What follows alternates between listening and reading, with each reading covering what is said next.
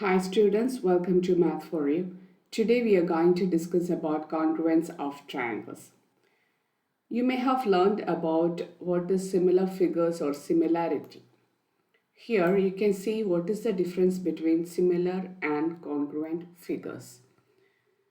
Similarity can be represented by using the symbol, this one, and we can represent congruency by using this symbol. Okay. So here there are two figures I have given to show you how different the similar figures and the congruent figures.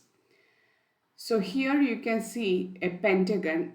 We can see in one look itself that both the figures, the green and the purple, are pentagon in shape.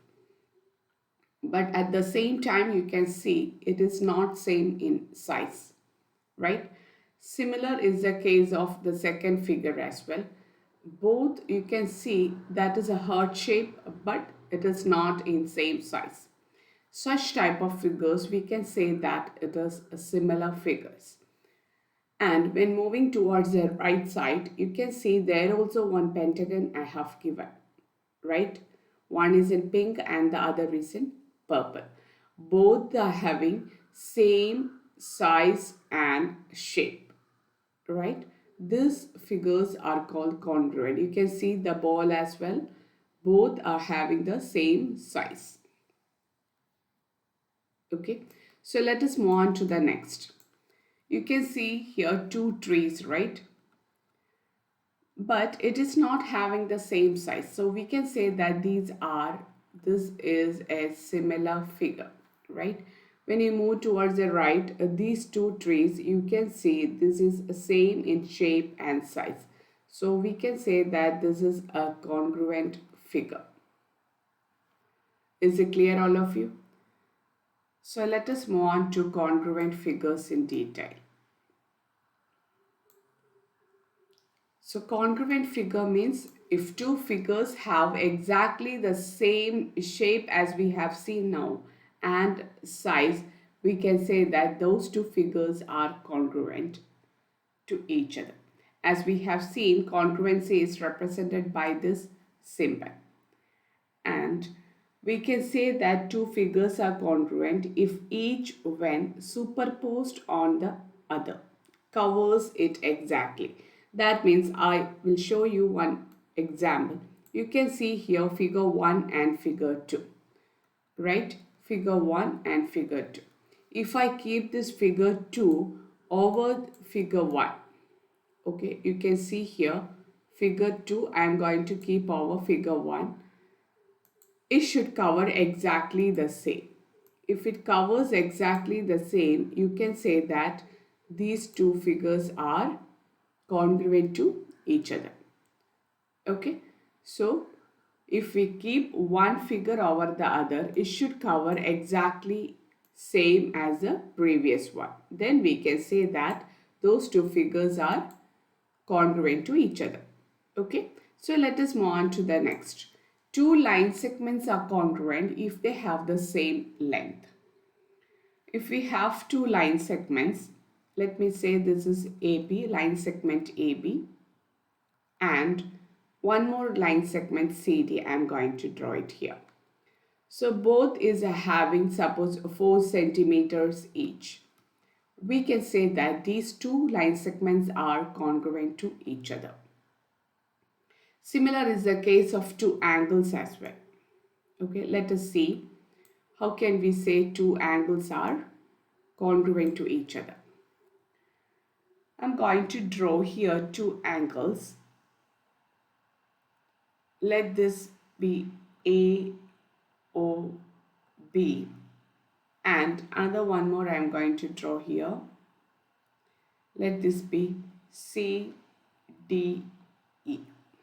Okay, and this angle, if it is equal to this angle, I mean angle AOB is equal to angle CDE. So if angle AOB is equal to angle CDE, we can say that angle AOB is congruent to angle CDE. Is it clear, all of you? So we have seen so far congruent figures, same shape and size. If we have two lines, those line segment length are equal, we can say that those two line segments are congruent to each other.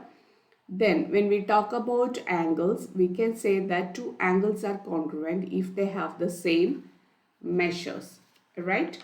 And one more thing, when can we say that two figures, suppose if it is a square, how can we say that these two are congruent to each other? Yes, if they have the same side length.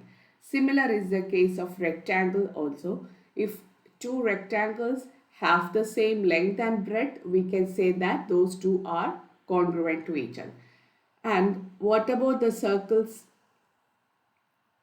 If we have two circles, how can we say that those two circles are congruent to each other? Yes. If the radius of the first circle is r1 and the next also if it is r1, that means the radius of first circle should be equal to the radius of second circle c2. Is it clear? Yes, very good. So let us move on to congruence of triangles now. Two triangles, when can we say that those two triangles are congruent? That is the main thing what we are going to learn in this chapter. Okay, so two triangles are congruent if pairs of corresponding sides and corresponding angles are equal. What does this mean? Let us go deep into it. I'm going to draw two triangles over here. Let this be triangle A, B, C, and the next one I'm going to draw here. Let this be triangle D, E, F. So, as I have given the definition, it is clear that if triangle ABC is congruent to triangle DEF, what all criteria should be followed?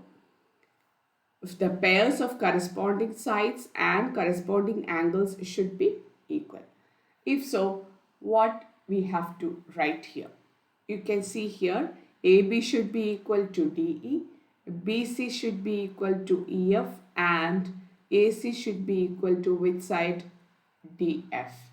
And each angle should be equal to the corresponding angles. That means I will write here AB should be equal to DE, right? Then BC should be equal to EF, and you can say that AC should be equal to DF. Similarly, the case of angles as well. Angle A should be equal to angle D, then angle B should be equal to angle E, and we can say that angle C also should be equal to angle F. Always keep in mind these two triangles are congruent, then we can keep one triangle over the other. We can superpose one over the other. Okay, so that all the vertices of the both triangles should match each other. Okay, to the corresponding vertices. So in this case, we can say that the two triangles are congruent to each other. Is it clear, all of you? Yes, very good. So, when can we say that two triangles are congruent? Yes, if the corresponding sides and angles of one triangle should be matching with the other triangle, with the size, everything. That is what we are saying, it should superpose each other. Is it clear? So if I'm telling you, I want to explain the two triangles, triangle ABC and another one triangle EFD are congruent to each other. How can we explain this? Yes, in this case, I will draw the diagram and show you how can we do this. Triangle ABC, first triangle, and the other triangle is EDEFD, right? Yes. In this case, you have to explain AB is equal to which side? EF. Then BC should be equal to FD, and again CA is equal to DE. Along with this, you have to again explain about the angles as well, right? Angle A should be equal to angle E, angle B should be equal to angle F, and angle C should be equal to angle D. So in congruency, the order of letters is very important. Order of letters. Order of letters is very important. Always keep in mind, in congruency, order of letters is very important. You can't say like ABC is congruent to FDE if we wrote like this. Okay. So, and here you can say that when we want to explain two triangles are congruent to each other, we have to at least prove three of this should be true. Okay. For that, we have different criteria or conditions of congruency that we will move with in the next class. Okay. I hope this much is clear for all of you. Thank you.